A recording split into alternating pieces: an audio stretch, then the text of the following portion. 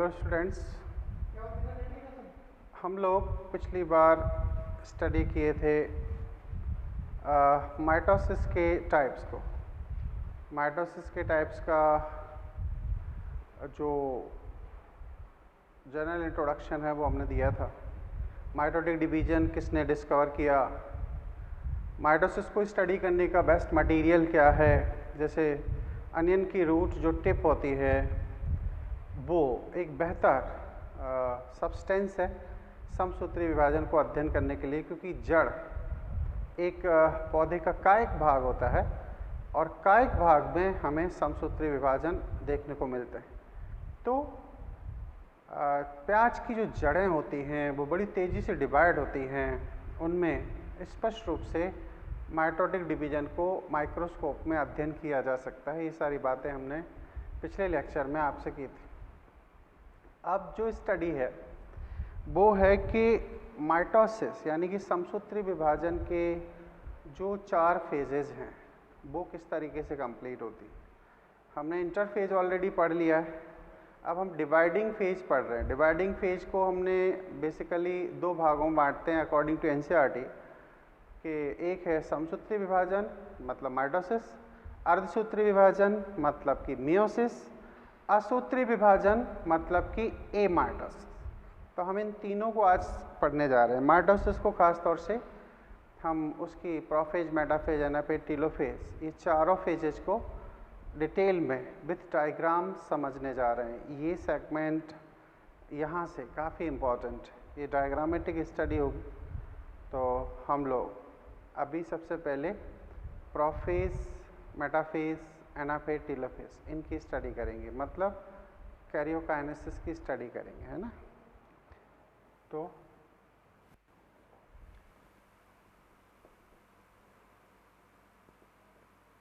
समसूत्री विभाजन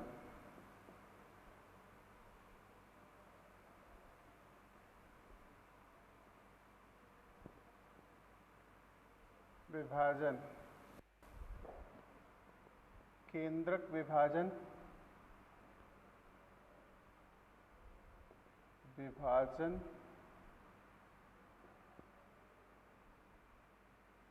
जैसे कैरियोकाइनेसिस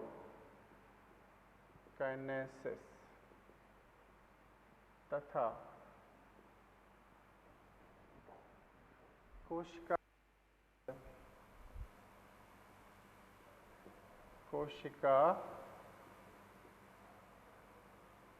द्रव्य विभाजन, कोशिका द्रव्य विभाजन मतलब साइटोकाइनेसिस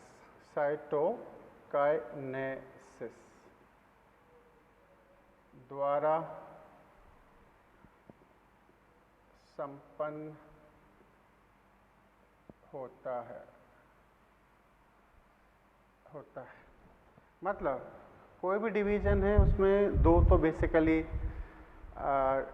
डिवीजन के स्ट्रक्चर्स हमें देखने को मिलते हैं। एक है कैरियोकाइनेसिस और दूसरा है साइटोकाइनेसिस। सबसे पहले कैरियोकाइनेसिस होती है। कैरियोकाइनेसिस में केंद्रक दो भागों में बंट जाएगा, 2 पुत्री कोशिकाओं में बंट जाएगा, जहाँ पर कि डीएनए भी 2 पुत्री कोशिकाओं में बटेगा और उसके बाद में यहाँ साइटोकाइनेसिस होती है। साइटोकाइनेसिस तभी जब होती है तभी एक जनक से 2 पुत्री कोशिकाओं के निर्माण को पूर्ण माना जाता है। साइटोकाइनेसिस का बेसिक जो डेफिनेशन है वो ये है कि differentiate cytoplasm into daughter cell in equal amount known as cytokinesis. कोशिका द्रव्य का समान 2 पुत्री कोशिकाओं में बट जाना कोशिका द्रव्य विभाजन कहलाता है। लेकिन इंटरेस्टिंग बात यह है कि वास्तविकता में केंद्रक विभाजन के साथ साथ ही कोशिका द्रव्य भी चलता रहता है। बहुत सारे कोशिकांग पैरेलली डिवाइड होते रहते हैं, लेकिन कोशिका द्रव्य विभाजन एग्जैक्टली हम तब मानते हैं जब प्लांट में सेल प्लेट बन जाता है और पौधों एनिमल्स के अंदर फरो यानी कि खांच का निर्माण होता है। दो जीव द्रव्य दो डॉटर सेल में बढ़ जाते हैं, तब जाके ये कंप्लीट माना जाता है। तो हम पहले कैरियोकाइनेसिस की स्टडी करेंगे, ठीक है। तो जो स्टडी होगी वो है कैरियोकाइनेसिस। कैरियोकाइनेसिस का मतलब है केंद्रक विभाजन। तो कह सकते हैं जनक कोशिका का केंद्रक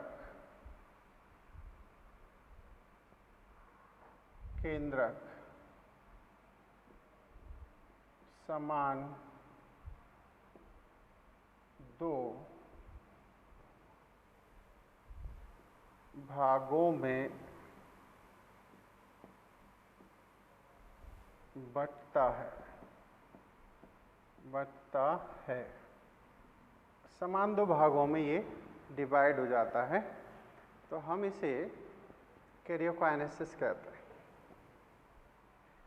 इसे 4 प्रमुख प्रावस्थाओं द्वारा अध्ययन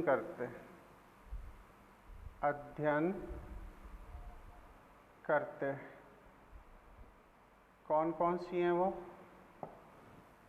एक है प्रोफेज,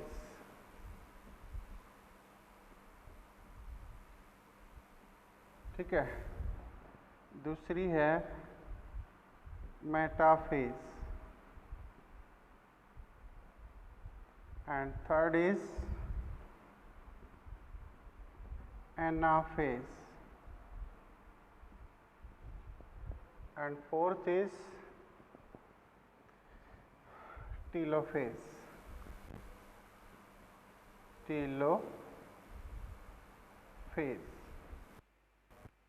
तो अब हम इनकी डायग्रामेटिक स्टडी सबसे पहले करेंगे और फिर इनकी फर्दर बात करेंगे, है ना। तो सबसे पहले हम लेंगे इंटरफेज को। ध्यान से समझना, ये सारे डायग्राम बड़े ही काम के।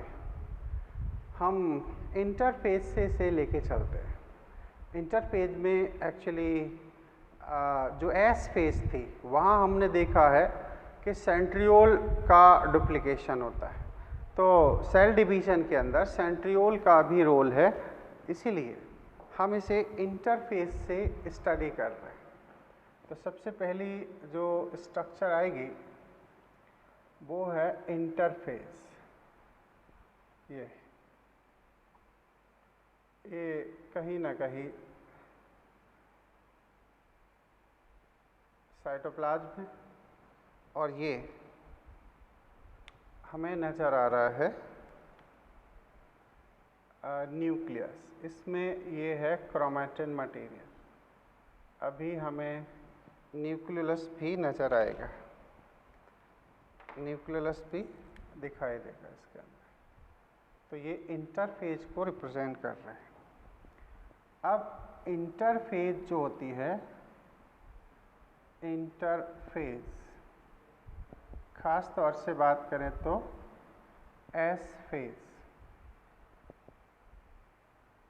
फेज में यहाँ जो सेंट्रियोल है या सेंट्रोसोम है वो दो भागों में ऐसे बट जाता है, ऐसे ये डिवाइड हो जाता है, डुप्लीकेशन ऑफ सेंट्रोसोम। तो हम कहानी यहाँ से ले चलते हैं। इसे हम कह सकते हैं सेंट्रियोल का द्विगुणन। सेंट्रियोल का द्विगुणन,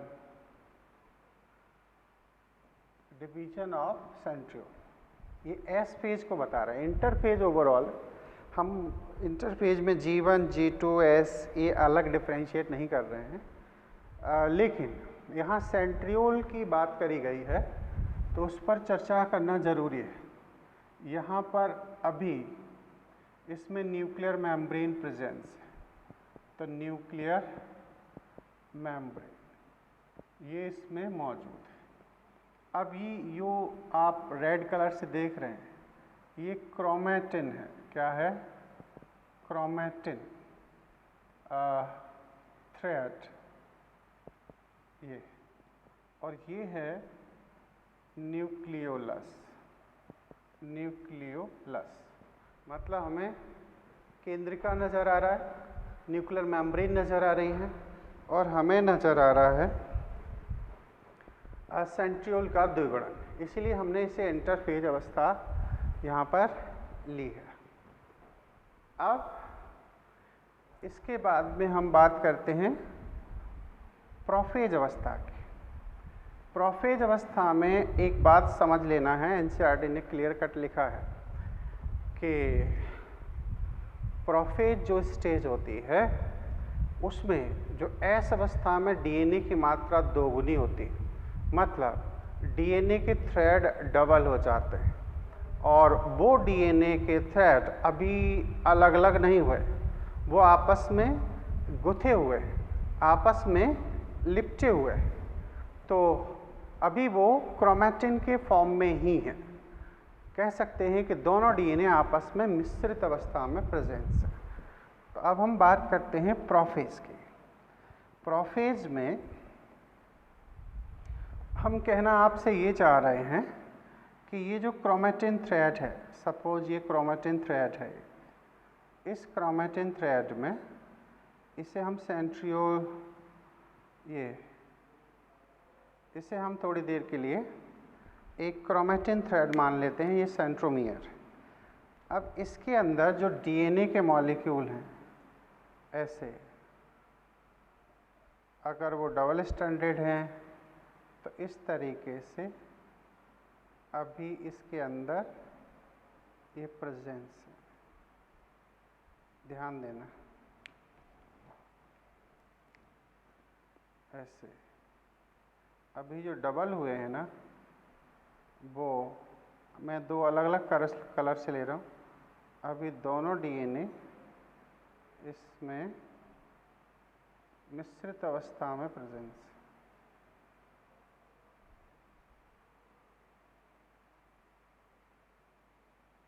ऐसे तो कह सकते हैं बोथ डीएनए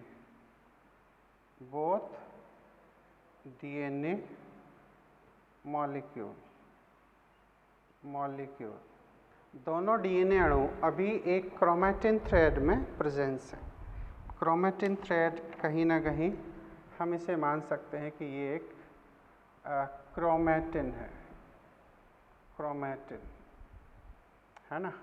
इसी क्रोमैटिन में याद करो हमने मॉलिक्यूलर ऑर्गेनाइजेशन ऑफ क्रोमोसोम की बात करी थी, वहाँ हमने डिस्कस किया था आपको कैसे एक क्रोमोसोम होता है, उसमें कैसे क्रोमैटिड होते हैं, क्रोमैटिड को किस तरीके से कॉइलिंग कंडेंसेशन से क्रोमैटिन के जरिए बनाया जाता है, फिर क्रोमैटिन में सोलेनॉइड में न्यूक्लियोसोम थे।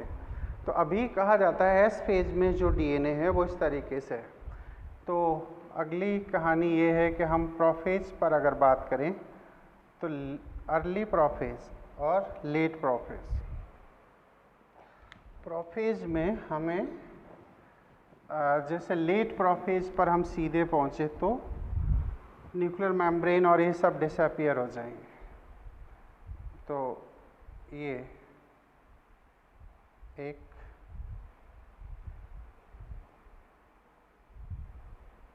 ये न्यूक्लियस है, इसमें कॉइलिंग और कंडेंसेशन होगी ऐसे, और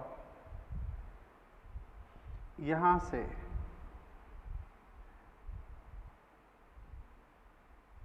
ये क्रोमैटिन थ्रेड हमें नज़र आएंगे। लेकिन अब क्रोमैटिन थ्रेड थोड़े से कॉइलिंग एंड कंडेंसेशन को शो करेंगे। तो कुछ हद तक हमें ये नज़र आएंगे कॉइल एंड कंडेंसेशन के फॉर्म में। इसमें अभी न्यूक्लियस प्रेजेंस है, ये न्यूक्लियस है, ये अर्ली प्रोफेज की बात हो रही है, और ये जो सेंट्रियोल हैं वो थोड़ा सा इस हिस्से में बिगिंस टू मूव, इस ओर मूव करना स्टार्ट कर जाते हैं प्रोफेज में। तो ये कहीं ना कहीं है प्रोफेज। प्रो का मतलब होता है पहली, और फेज का मतलब होता है अवस्था। तो ये प्रोफेज स्टेज है जहाँ पर कि सेंट्रियोल पोल्स की ओर जा रहे हैं। तो अभी भी हम कह सकते हैं कि ये सेंट्रियोल हैं, ये, और ये न्यूक्लियर मेम्ब्रेन है, न्यूक्लियर मेम्ब्रेन ये, और ये आप देख रहे हैं संघनित, कैसे, कंडेंस, संघनित क्रोमैटिन, ये संघनित क्रोमैटिन ऐसे। अभी भी हमें ये न्यूक्लियोलस नज़र आएगा, इसे हम कहते हैं केंद्रिका। याद होगा आपको, न्यूक्लियोलस को ही हम केंद्रिका नाम भी देते हैं। ये जो स्टेज है, ये जो स्ट्रक्चर है, वो वास्तव में ये स्ट्रक्चर है प्रोफेज। और प्रोफेज में भी अर्ली प्रोफेज आप कंसिडर कर सकते हो, क्योंकि लेट प्रोफेज में न्यूक्लियर मेम्ब्रेन और न्यूक्लियोलस डिसअपीयर हो जाते हैं, है ना। तो ये चीज़ है। तो हम क्यों ना सबसे पहले प्रोफेज का थोड़ा सा डिस्क्रिप्शन यहाँ ले लेते हैं, फिर प्रोफेज को हटा देंगे, मेटाफेज लेंगे, मेटाफेज का डिस्क्रिप्शन ले लेंगे एक बार, है ना। तो ये काम कर लेते हैं। तो हम यहाँ से प्रोफेज की स्टडी शुरू कर देते हैं, ठीक है। सामने डायग्राम जो आपको नज़र आ रहा है, प्रोफेज। प्रो का मतलब होता है फर्स्ट या प्रिमिटिव, पहला। प्रो मतलब फर्स्ट। एंड फेज का मतलब क्या होगा? ओबियसली फेज का मतलब होता है स्टेज, अवस्था, यानी कि अवस्था। ये अवस्था हमें देखने को मिलेगी ऐसे। आप कह सकते हैं, इसके कुछ खास पॉइंट बनाए तो प्रोफेज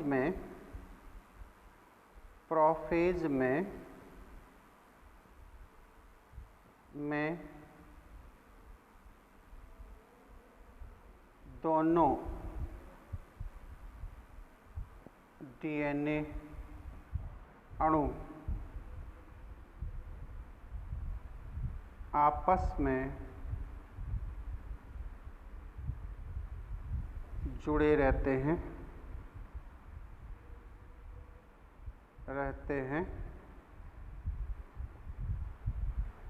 आपस में जुड़े रहते हैं। नंबर 1 बात ये हो गई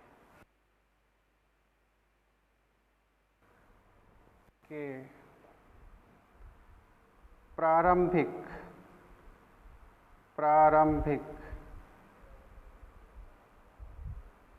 प्रोफेज अवस्था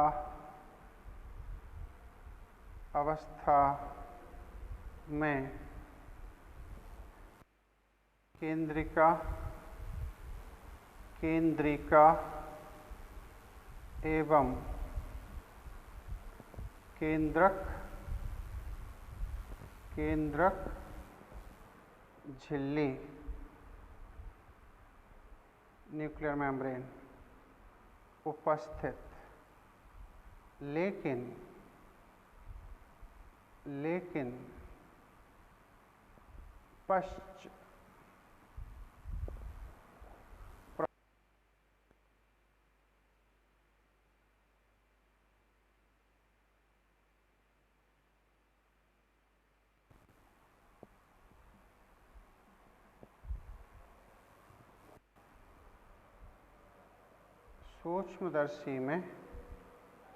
सूक्ष्मदर्शी में दिखाई नहीं देते, दिखाई नहीं देते। They are not seen under microscope. इन्हें हम अंतिम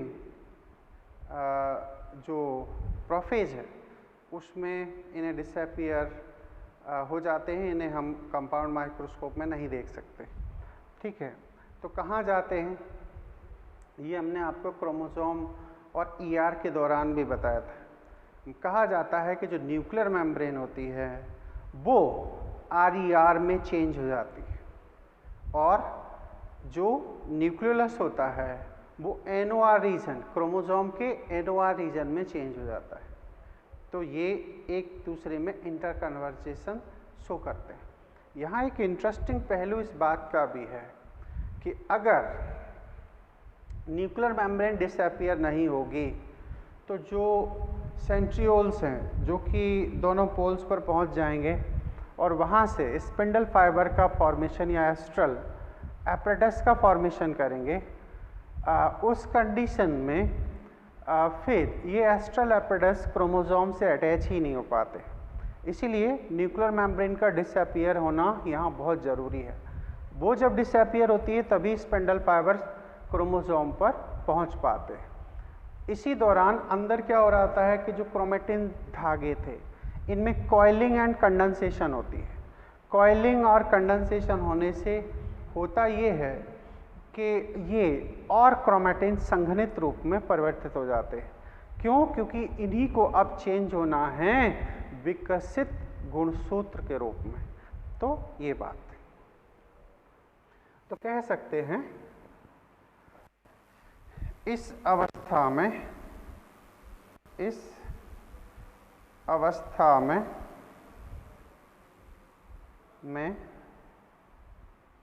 क्रोमेटिन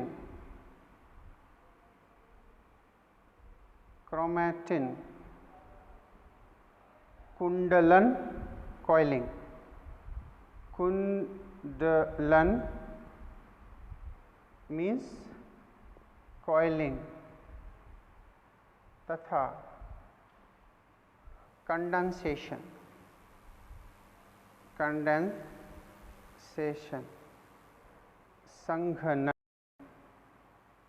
संघनन करते। इनमें अभी कॉइलिंग और कंडेंसेशन जारी रहेगा। ठीक है, तो प्रोफेज है, कैरियोकाइनेसिस की फर्स्ट स्टेज है, पहली अवस्था है। इसमें क्रोमेटिन कॉइलिंग और कंडेंसेशन करेंगे और ये गुणसूत्र में परिवर्तित होने की प्रक्रिया को अंजाम देंगे। जैसे ही मेटाफेज अवस्था आती है, इसके बाद वाली अवस्था आती है, उस टाइम क्रोमेटिन में कॉइलिंग और कंडेंसेशन की प्रक्रिया बिल्कुल स्टॉप हो जाती है, रुक जाती है। इवन यहाँ कहा जाता है कि कॉइलिंग कंडेंसेशन पूर्ण हो जाता है, संपन्न हो जाता है और ये विकसित गुणसूत्र में बदल जाते हैं। और इसी दौरान ये जो क्रोमेटिन में दो डीएनए मॉलिक्यूल थे, ये दोनों डीएनए मॉलिक्यूल एक एक क्रोमेटिड में परिवर्तित हो जाते हैं, बदल जाते हैं। अब इन्हीं डीएनए को अलग होना है तो वो काम होगा एनाफेज अवस्था में। ठीक है, एनसीईआरटी ने पहली ही लाइन में मेटाफेज में कहा है कि मेटाफेज अवस्था उस समय प्रारंभ मानी जाती है जब केंद्रक झिल्ली डिसअपियर हो जाती है, केंद्रक झिल्ली वहाँ से दिखना बंद हो जाती है। तो ये दो कैरेक्टरिस्टिक फीचर हैं यहाँ पर। नंबर 1, कॉइलिंग और कंडेंसेशन बंद हो जाता है, स्टॉप हो जाता है, कंप्लीट हो जाता है। अल्टीमेटली क्रोमेटिन चेंज हो जाते हैं आपके क्रोमोसोम में और क्रोमोसोम में चेंज होने के बाद ये इक्वेटर पर व्यवस्थित होने की प्रक्रिया को अंजाम देते हैं और इसी दौरान केंद्रक झिल्ली पूर्णतः डिसअपियर हो जाती है। डिसअपियर होने के बाद ही तर्कतंतु क्रोमोसोम से आके अटैच होते हैं या जुड़ते हैं। तो हम अगली प्रक्रिया में प्रविष्ट होंगे। अब यहाँ पर एक बड़ी खास बात, वो क्या है? तो वो ये है कि जो प्रोफेज होता है उसी में एस्ट्रल एपरेटस का निर्माण होता है ना। तो हम कह सकते हैं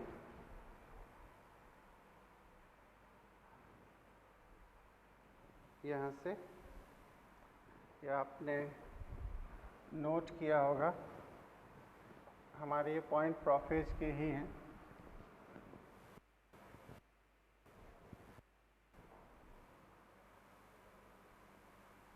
प्रोफेज अवस्था में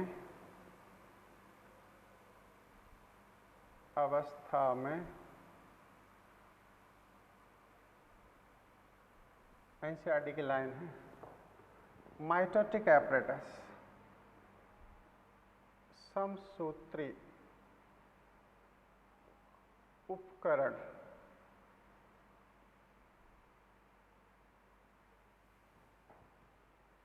माइटोटिक एपरेटस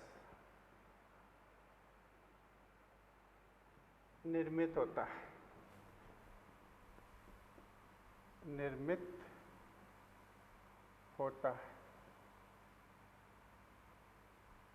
इसमें क्या क्या आता है? इसमें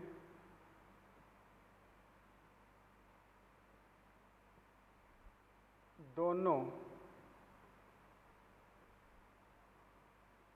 ध्रुवों के सेंट्रियोल, दोनों ध्रुवों के सेंट्रियोल को रखा जाता है तथा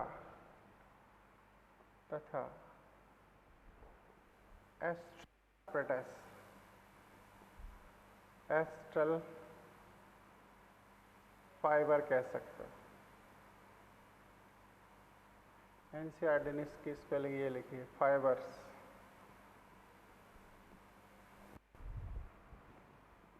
सम्मिलित होते हैं,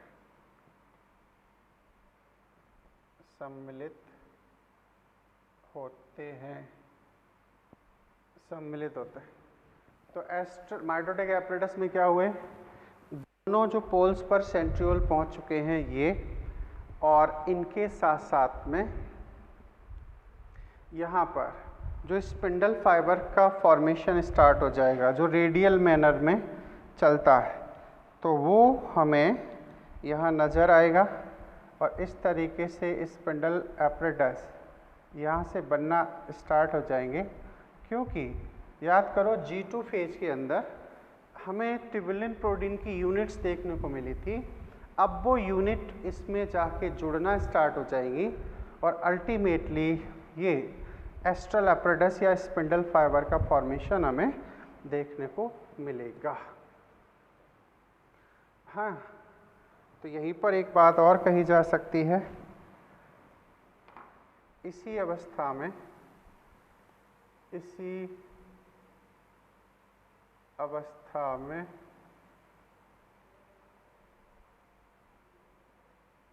तर्कु तंतु,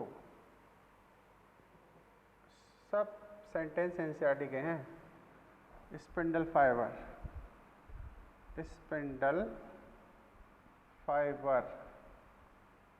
ऐसे, फाइबर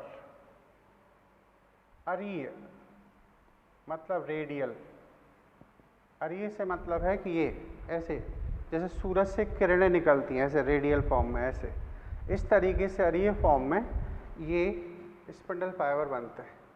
इसी अवस्था में तर्कुतंतु अरीय दिशा में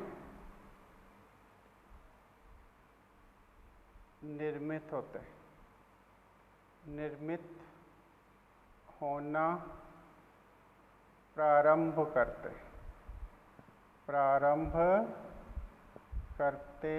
हैं। ये यहाँ से इन्होंने स्पिंडल फाइबर का फॉर्मेशन किया है, निर्माण किया है। तो ये प्रोफेज से रिलेटेड कुछ महत्वपूर्ण बिंदु हैं पॉइंट्स हैं। अब बात आएगी अगली कहानी ये है कि हम ट्रांजिशन टू मेटाफेज में चलेंगे। ट्रांजिशन टू मेटाफेज मतलब अब हम मेटाफेज की स्टडी स्टार्ट करेंगे। मेटाफेज,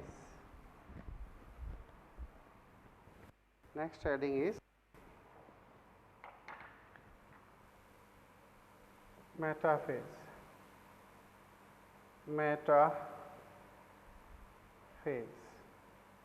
मेटा का मतलब यहाँ सेकंड होता है, ठीक है। मेटाफेज,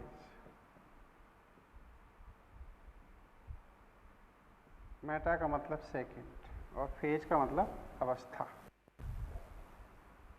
कह सकते हैं मेटा द्वितीय, सेकंड, एंड फेज का मतलब अवस्था।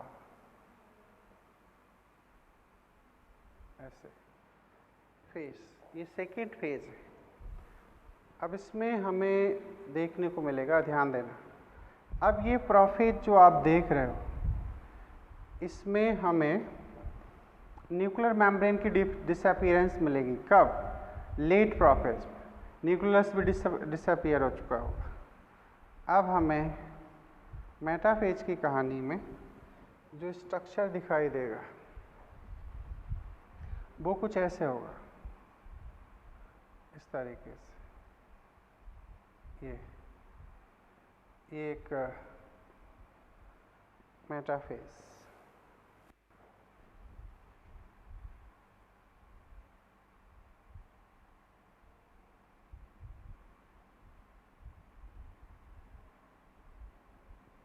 कुछ इस तरीके से।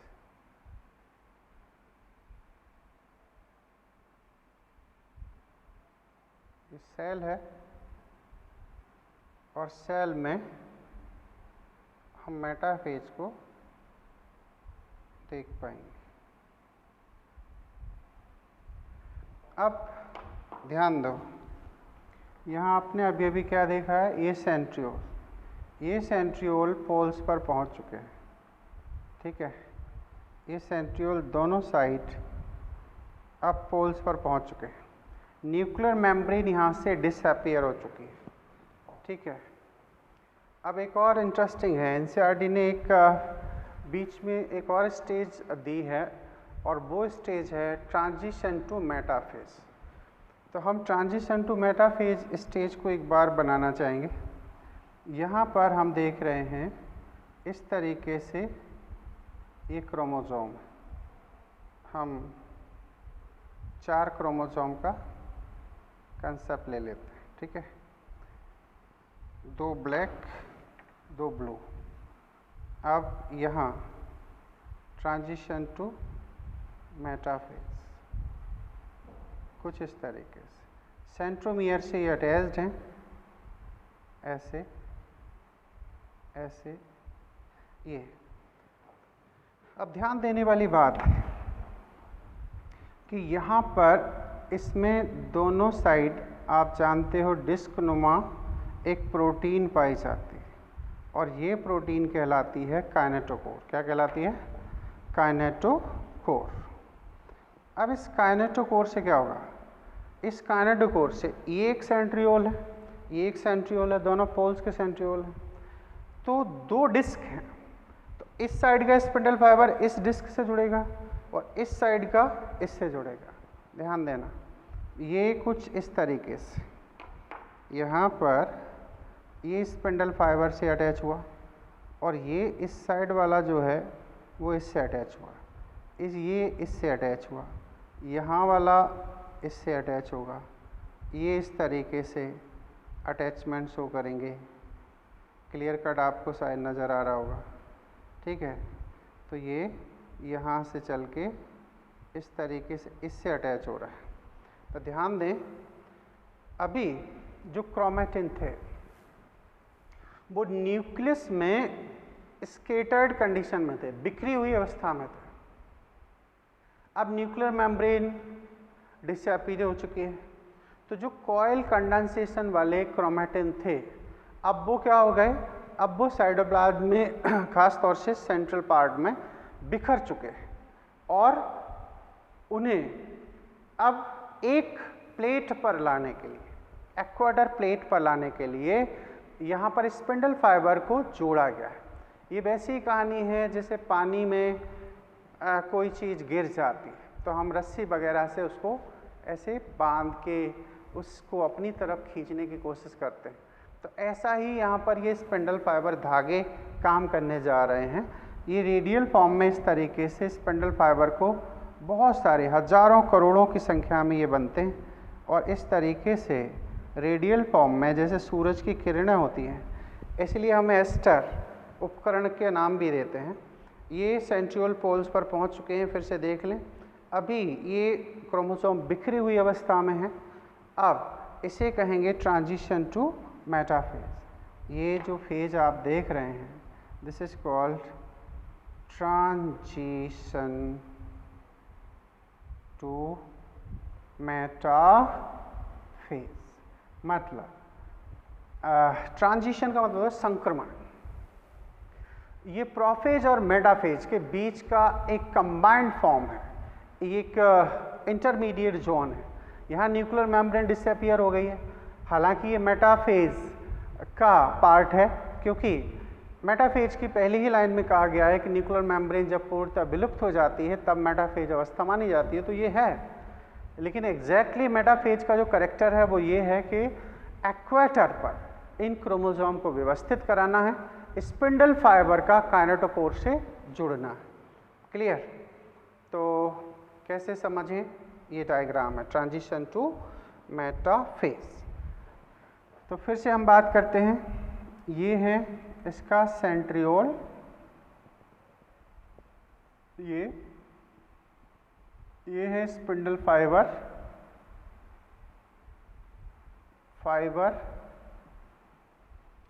और ये हैं क्रोमोसोम। यहाँ ये इनमें कॉइलिंग और कंडेंस कंप्लीट हो गया है और स्पिंडल फाइबर है, और ये जो बिंदी नुमा संरचना हम देख रहे हैं ये कहलाएगा काइनेटोकोर। ये काइनेटोकोर दो प्रोटीन के डिस्क नुमा संरचनाएं हैं। और ये तो लेट प्रोफेज के बाद में हमें ये अवस्था देखने को मिलती है। एनसीईआरटी ने इसका डायग्राम भी बनाया है। अब हम बात करते हैं मेटाफेज की, टिपिकल मेटाफेज। तो अब क्या होता है कि ये जो स्पिंडल फाइबर हैं ये कायदे से इनमें कॉन्ट्रैक्शन और रिलैक्सेशन की प्रॉपर्टी होती है। ये संकुचन और शिथिलन दोनों प्रक्रियाओं को दर्शाते हैं, ये हम आगे भी समझेंगे। ये हम दोनों मेटाफेज के डायग्राम बना लें, फिर मेटाफेज के पॉइंट्स लिखेंगे, ठीक है। तो फिर से एक डायग्राम बनाएं, यहाँ पर ये कुछ इस तरीके से, ये मेटाफेज का डायग्राम है। यहाँ पर ये एज इट इज सेंट्रियोल हैं जो परपेंडिकुलर अरेंज होते हैं।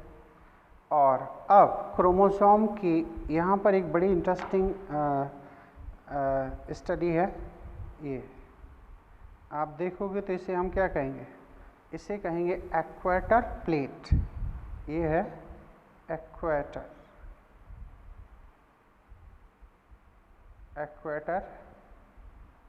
Plate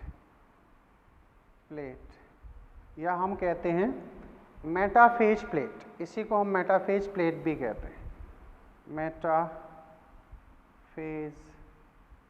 plate. ये या तो मेटाफेज प्लेट कह दो या एक्वेटर प्लेट कह दो।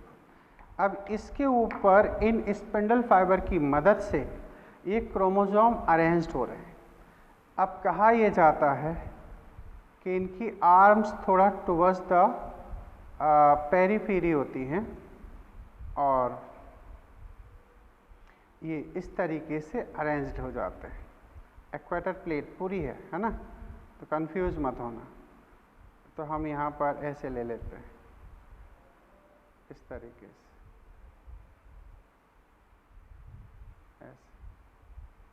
इस तरीके से, ठीक है। क्योंकि हमने ब्लैक का भी दिया है 2 तरीके के लिए, तो इनकी लोकेशन भी समझ लेते हैं। ये कुछ यहाँ है और कुछ पोजीशन इनकी इस तरीके से हमें नज़र आएगी।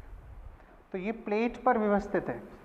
क्योंकि ये 3D फॉर्म में हम नहीं दिखा सकते आपको, इसलिए आप ये समझ लें कि ये सर्कल नुमा बीच की एक प्लेट है, उस प्लेट पर ये क्रोमोसोम अरेंज्ड है।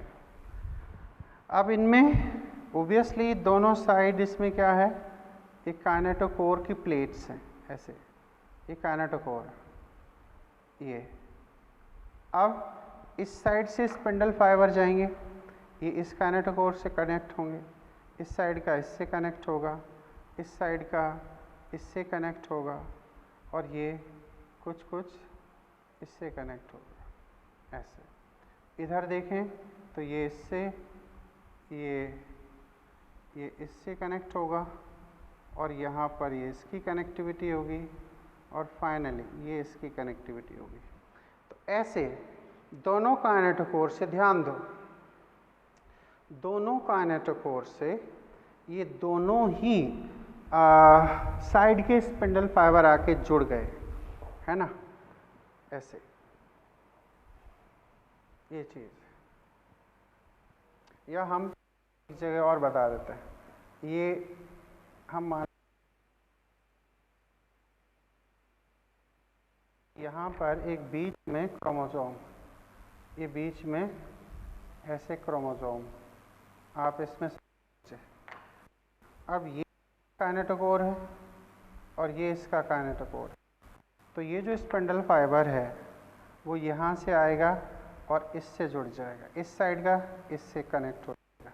तो इस तरीके से इनमें अटैचमेंट हमें देखने को मिल रहा है, ठीक है। तो ये चीज़ क्या हो गई, काइनेटोकोर। कौन है, काइनेटोकोर ये, और ये ओबियसली स्पिंडल फाइबर हो गए, ये सेंट्रियोल हो गया, और ये मेटाफेज अवस्था आपके लिए कहलाएगी। This is called metaphase. तो अभी हमने प्रोफेज के पॉइंट्स लिखे थे और प्रोफेज का डायग्राम भी समझा था। अब हम आपको डायग्राम एक साथ दिखाना चाहते हैं, इसलिए डायग्राम अभी नहीं हटाएंगे जब तक कि पूरा डिवीज़न कंप्लीट नहीं हो जाता, और उसके बाद लेकिन हम साथ साथ में इनके पॉइंट्स भी पढ़ते चलेंगे। तो अगली कहानी है कि मेटाफेज के पॉइंट्स क्या क्या होना चाहिए, तो ऊपर से ले लेते हैं, ठीक है। इसमें यहाँ चलो इंटरफेज को भी हटा दें, ये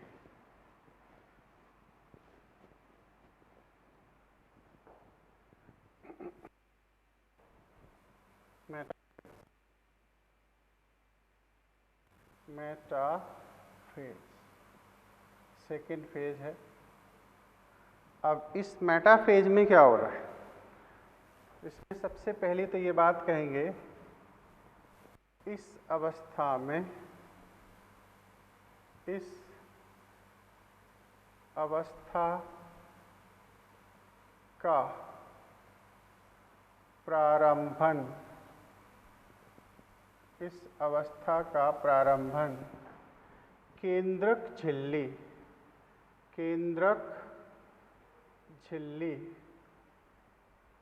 के विलुप्त, केंद्रक झिल्ली के विलुप्त होने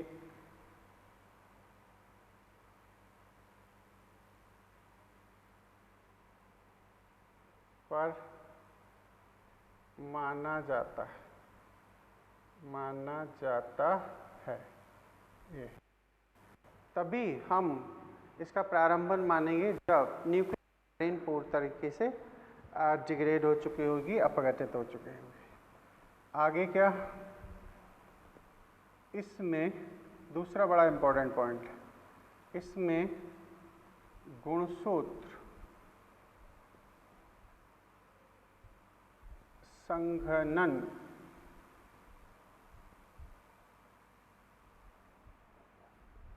संघनन मतलब कंडेंसेशन, तथा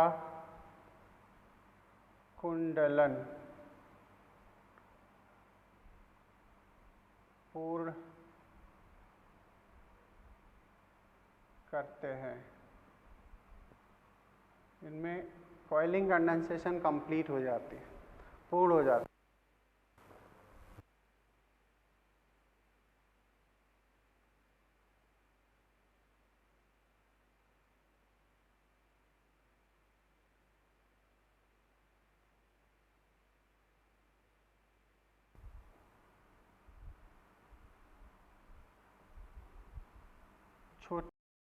छोटे क्यों? छोटे क्यों? क्योंकि इनमें कॉइलिंग कंडेंसेशन हुआ है। भाई एक धागा है, उसे आपस में लपेट दोगे तो एक छोटे से बंडल में कन्वर्ट हो जाएगा ना। अब जब धागा इस बंडल में कन्वर्ट हो जाएगा तो अल्टीमेटली क्या होगा कि वो एक छोटी सी अवस्था में आ जाएगा।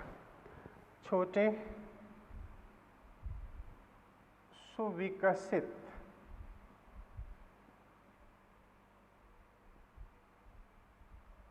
सुव्यवस्थित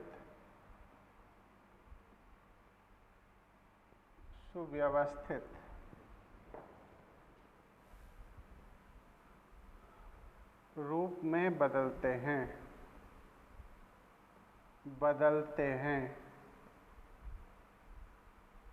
हैं अतः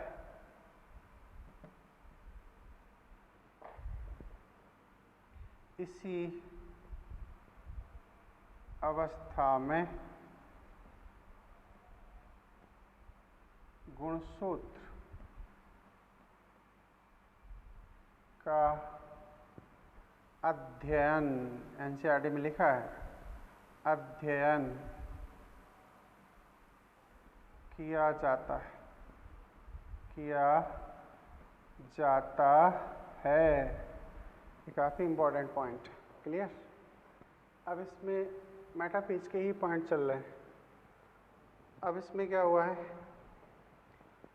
तर्को तंतु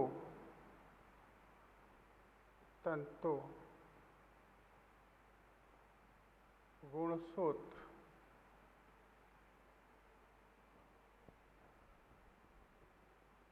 के दोनों काइनेटोकोर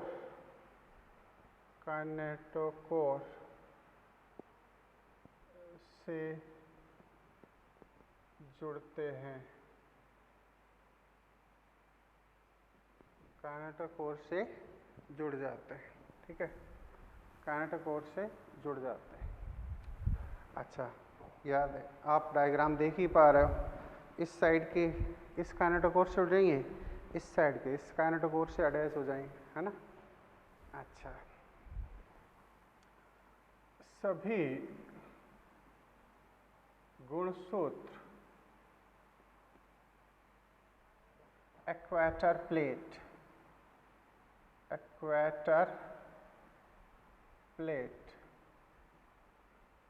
पर व्यवस्थित होते हैं। ठीक है, वास्तविकता में ये बात कही जाती है कि इनकी जो व्यवस्था है, वो जो आर्म्स होते हैं, ये आर्म्स, वो इस टाइम पोल्स की ओर होते हैं, और सेंट्रोमियर जो होता है वो कहीं ना कहीं, अच्छा सेंट्रोमियर कहाँ है? सेंट्रोमियर ये बीच वाले हिस्से को हम सेंट्रोमियर कहते हैं।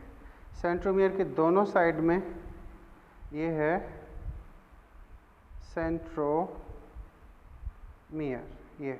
ये सेंट्रोमियर है, दोनों साइड काइनेटोकोर हैं, और ये स्पिंडल फाइबर आपस में अटैच्ड हो रहे हैं। तो सभी गुणसूत्र इक्वेटर प्लेन पर व्यवस्थित होते हैं, और इनकी जो आर्म्स होती हैं इस टाइम टुवर्ड्स द पोल्स होती हैं, और सेंट्रोमियर टुवर्ड्स द इक्वेटर होता है। इक्वेटर की ओर सेंट्रोमियर, है ना। क्यों? ये खास बात क्यों है? क्योंकि ये व्यवस्था कहीं ना कहीं मियोसिस फर्स्ट की जो मेटाफेज फर्स्ट होगी, उसमें ये कुछ अलग टाइप से हमें नजर आएगी। ये बात है, मेटाफेज की बातें आप कर रहे हैं। स्पिंडल फाइबर अटैच हो चुके हैं। अच्छा, इस समय गुणसूत्र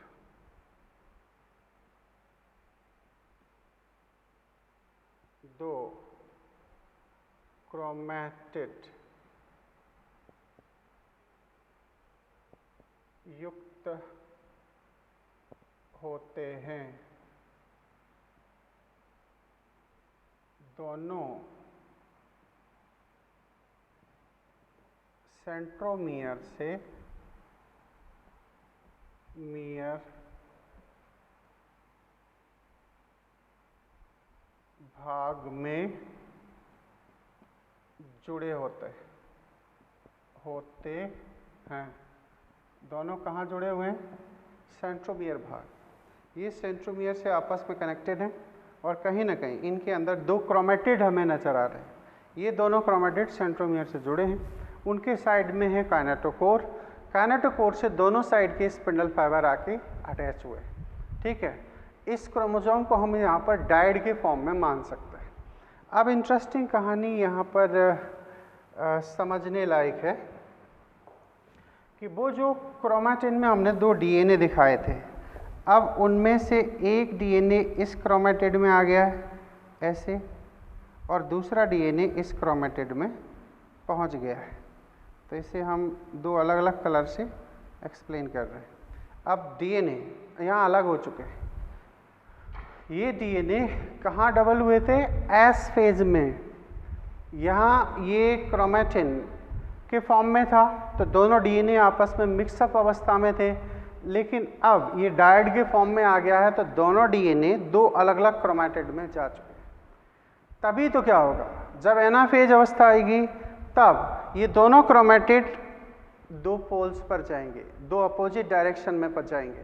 तो इसका मतलब क्या हुआ कि दो जो डीएनए बने थे अब वो डीएनए अलग अलग हो रहे हैं। दोनों डीएनए लगभग समान हैं क्योंकि डीएनए की प्रतियां हैं वो दोनों, और वो अब पोल्स पर जा रहे हैं। तो इसी आधार पर तो कहा जाता है कि समसूत्री विभाजन में समान जो मात्रा में गुणसूत्र होते हैं उनका वितरण होता है। तो जनक में भी एक डीएनए था, वो जाके एस फेज में दो डीएनए बन गए, और अब क्रोमोसोम में जो दो क्रोमैटिड युक्त है डायड के फॉर्म में है उसमें वो दो डीएनए अलग हो गए। अभी हम एनाफेज में देखेंगे कि वो एक एक डीएनए कैसे ध्रुवों की ओर जाएगा। तो जनक में भी एक डीएनए था सपोज, तो हर एक डॉटर सेल में भी एक एक डीएनए चला गया।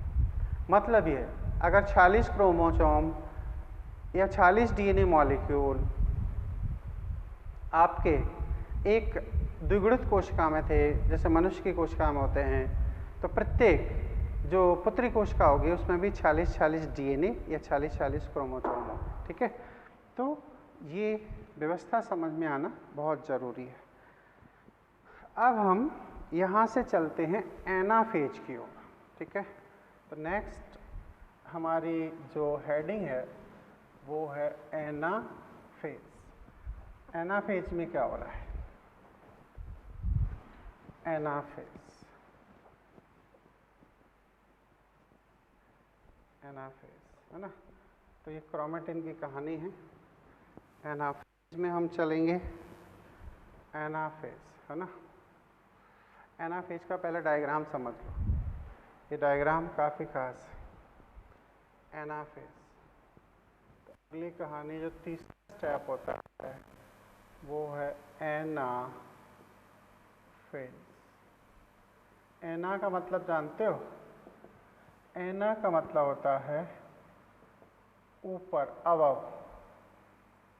अबव या ऊपर, और फेज का मतलब अवस्था। तो एना का मतलब अपर, फेज का मतलब अवस्था। इस शब्द में कुछ कहा जा रहा है, शब्द में कुछ एक्सप्लेन किया जा रहा है। तो यहाँ कहा जाता है कि दोनों क्रोमेटिड अब पोल्स की ओर जाएंगे, एक पोल पर दूसरा दूसरे पोल।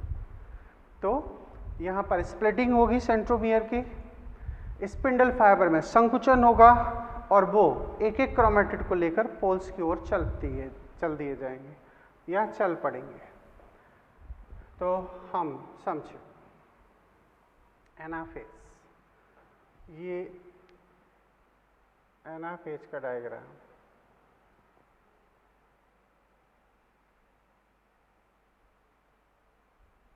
ये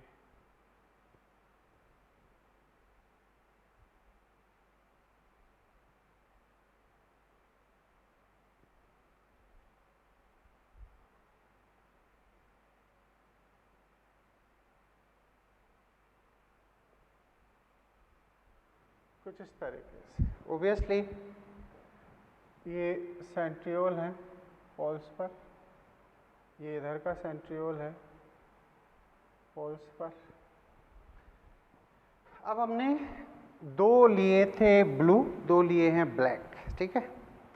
तो दो ब्लू दो ब्लैक, तो यहाँ क्या होगा, अब इनमें यहाँ पर ब्लू ब्लैक का डिस्ट्रीब्यूशन होगा, है ना। 4 हैं तो 4 क्रोमेटिड इधर, 4 क्रोमेटिड इधर।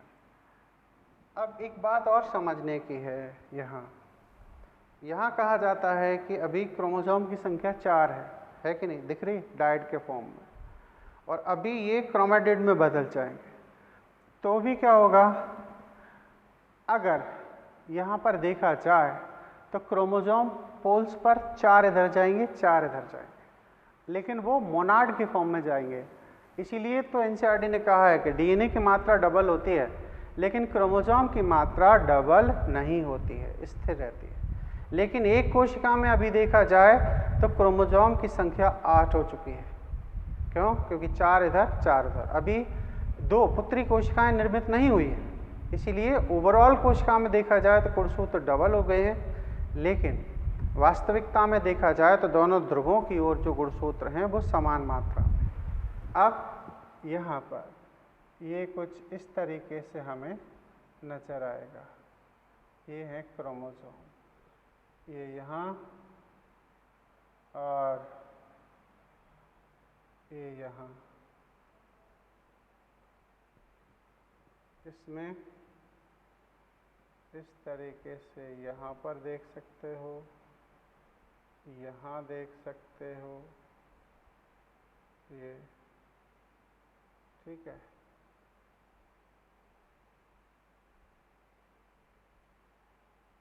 कुछ ऐसा। अब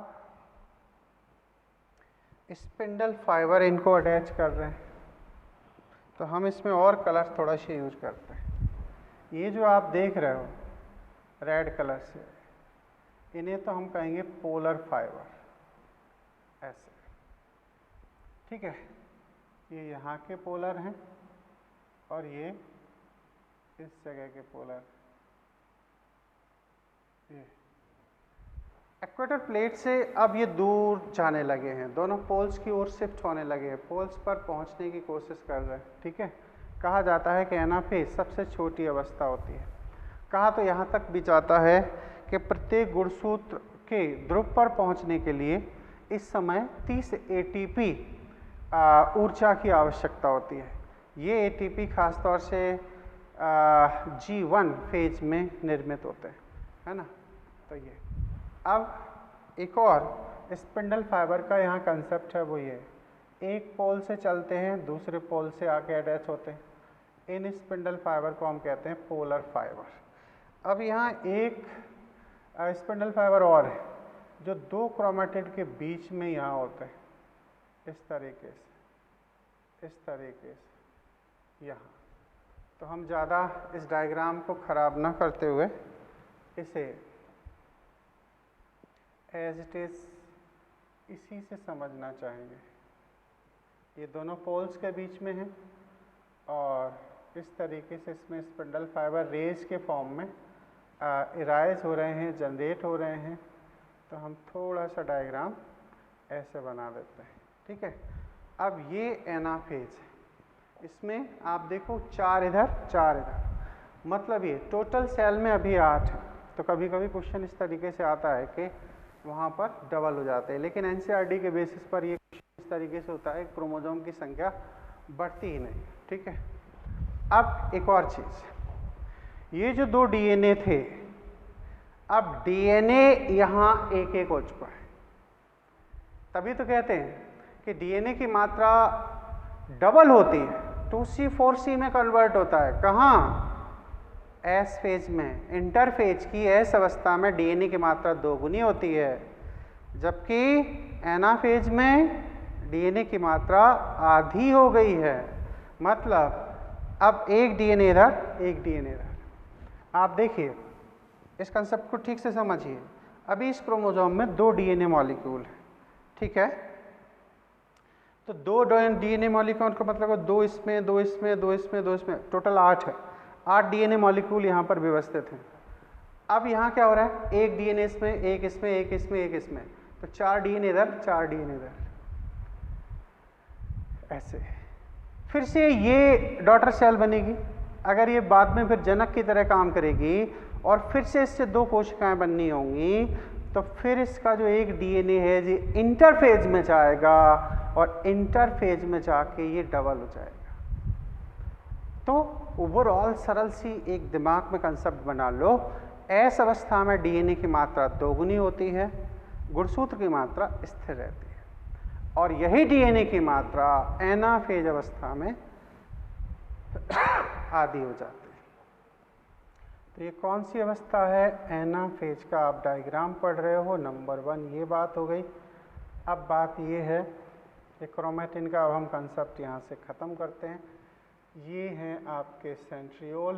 कौन है? Centriole, okay good. ये हैं ध्रुवीय, ध्रुवीय ध्रुवीय तर्कु तंतु, ठीक। पोलर स्पिंडल फाइबर में शॉर्ट फॉर्म में लिखूँ SF। और ये हैं इंटरजोनल, इंग्लिश शब्द ही याद रखना, इंटरजोनल स्पिंडल फाइबर। एंड ये कौन है? 2 पोल्स के बीच में, 2 पोल्स के बीच में जो फाइबर हैं हम उन्हें इंटरपोलर फाइबर कहते हैं। क्या कहेंगे? इंटरपोलर स्पिंडल फाइबर, ठीक है। Interpolar spindle fibre. ये आप देख रहे हैं एनाफेज। एनाफेज में अभी अभी अपन ने क्या देखा है कि ये सेंट्रियोल है, ध्रुवीय तर्कु तंतु हैं, इंटरजोनल फाइबर हैं, इंटरपोलर स्पिंडल फाइबर हैं। ये 3 तरीके के स्पिंडल फाइबर यहाँ पर काम करते हैं, ठीक है। तभी ये जो क्रोमोसोम हमने डायड के फॉर्म में देखे थे, ये अब ब्रेकअप होगा, यहाँ पर इनका सेंट्रोमियर ब्रेकअप होगा और यहाँ से ये पोल्स की ओर मूव करना स्टार्ट करेंगे। और इसके अंतर्गत कहा जाता है कि जो डीएनए का अमाउंट है वो आधा हो जाता है। तो डीएनए का अमाउंट यहाँ पर आधा हो चुका है, ठीक है ना। अब इसके बाद में इसके कुछ जो खास पॉइंट्स हैं हम उन पर डिस्कशन करने जा रहे हैं, ओके। अब हम ज़रा देखें तो एनाफेज के कुछ पॉइंट्स क्या हैं। कह सकते हैं यह है केंद्रक विभाजन की सबसे छोटी अवस्था है, सबसे छोटी अवस्था है। प्रोफेज इसमें सबसे बड़ी अवस्था थी और एनाफेज सबसे छोटी अवस्था, याद रखना। अब इसमें हो क्या रहा है? तो एनाफेज के की पॉइंट्स, अगर की फीचर्स की बात करूं तो ये क्या होंगे? तो ये होंगे नंबर 1 कि यहाँ पर डीएनए की मात्रा आधी हो रही है, जो अभी अभी अपन काफ़ी डिस्कस कर चुके हैं। दूसरा ये है कि जो स्पिंडल फाइबर है वो क्रोमेटिड को पोल्स की ओर ले जा रहे हैं, तो मतलब संकुचन हो रहा है, बाकायदा एनर्जी की रिक्वायरमेंट इनको होती है।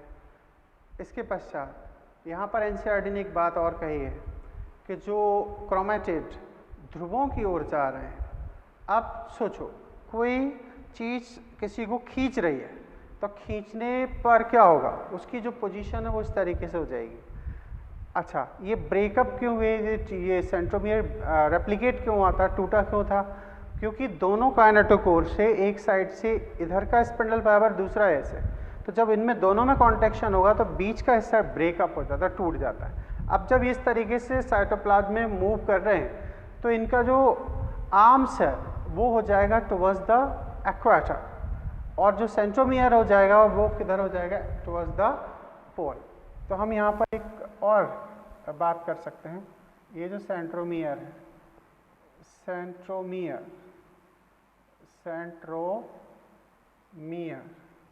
कहाँ है, ध्रुवों की ओर, ध्रुवों की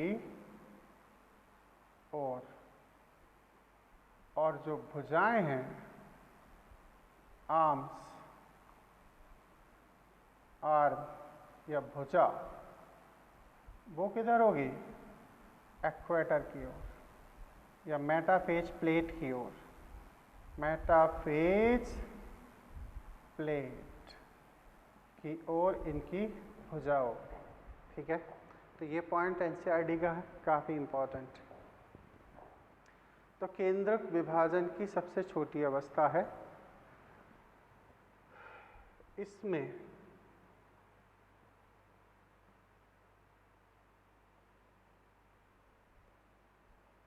सेंट्रोमियर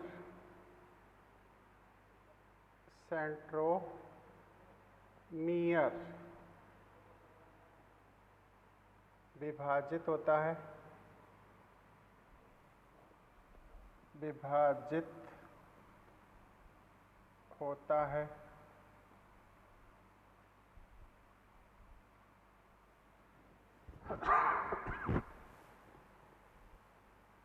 दोनों क्रोमैटिड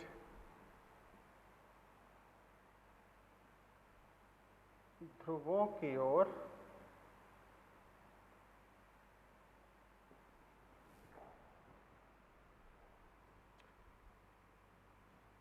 ले जाए जाते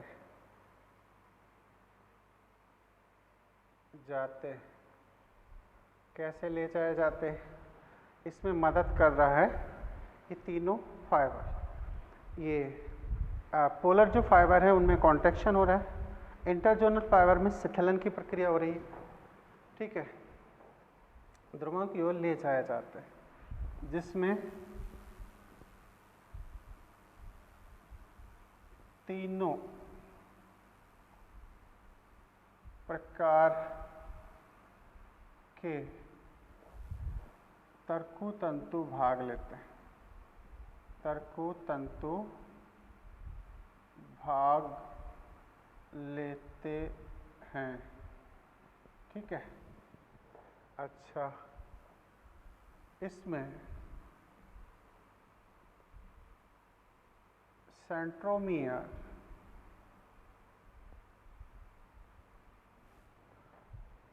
ध्रुवों की ओर और भुजा एक्वेटर प्लेट, ये बात हो गई की ओर। अच्छा, अब इसी समय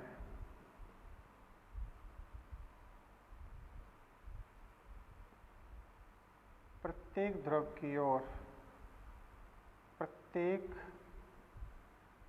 ध्रुव की ओर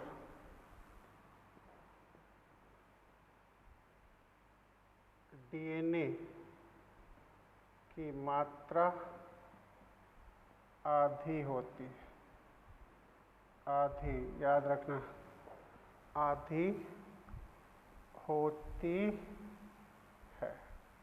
दोनों पोल्स की ओर जाएं तो इसमें डीएनए का अमाउंट हाफ हो चुका है ना। यहाँ एक बात और की जा सकती है कि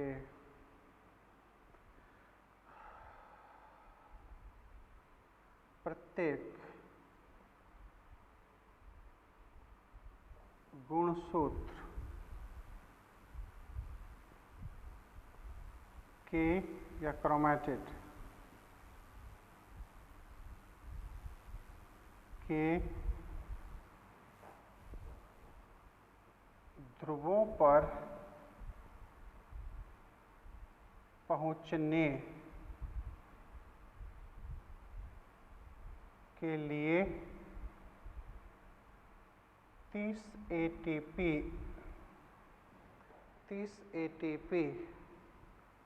ऊर्जा की आवश्यकता होती है।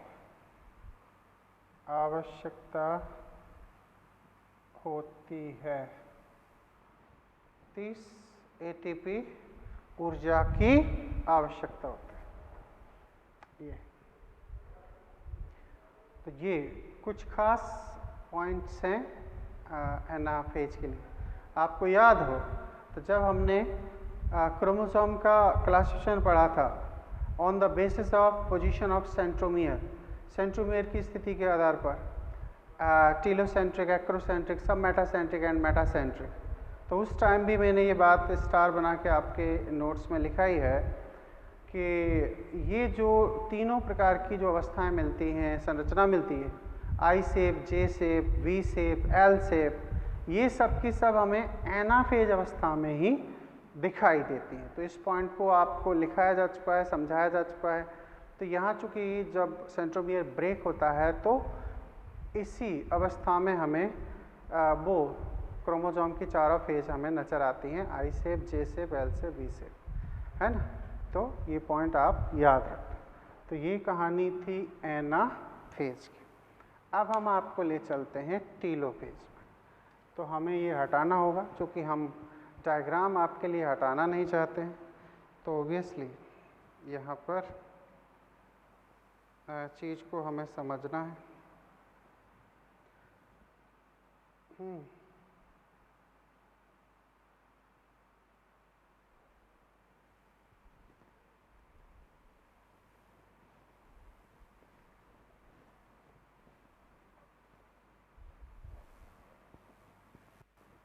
हम अभी सिर्फ टीलोफेज को ही पढ़ेंगे, है ना, फिर ये हो जाएगा।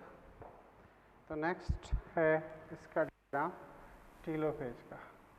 तो टीलोफेज अवस्था में ये बात कही जाती है कि अब ये यहाँ से दो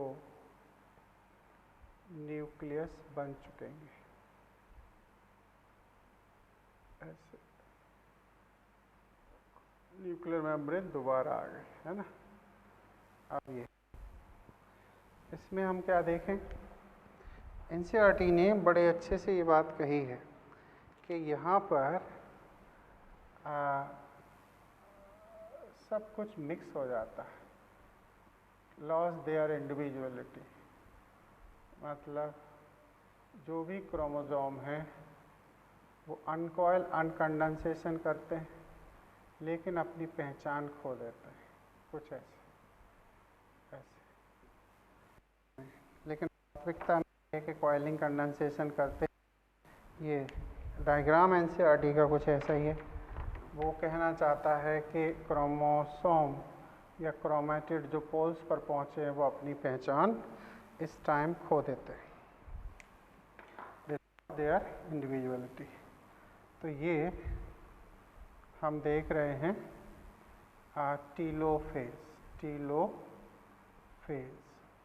टीलोफेज में हमें क्या नज़र आ रहा है। तो टीलोफेज में ये न्यूक्लियर मेम्ब्रेन आ गई है, न्यूक्लियर मेम्ब्रेन, और यहाँ पर न्यूक्लियोलस भी नज़र आ रहा है, न्यूक्लियोलस।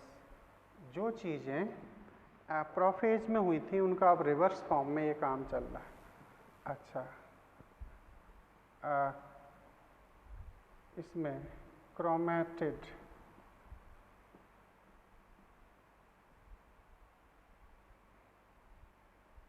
अपनी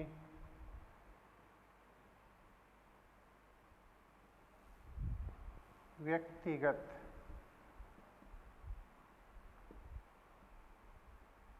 इंडिविजुअलिटी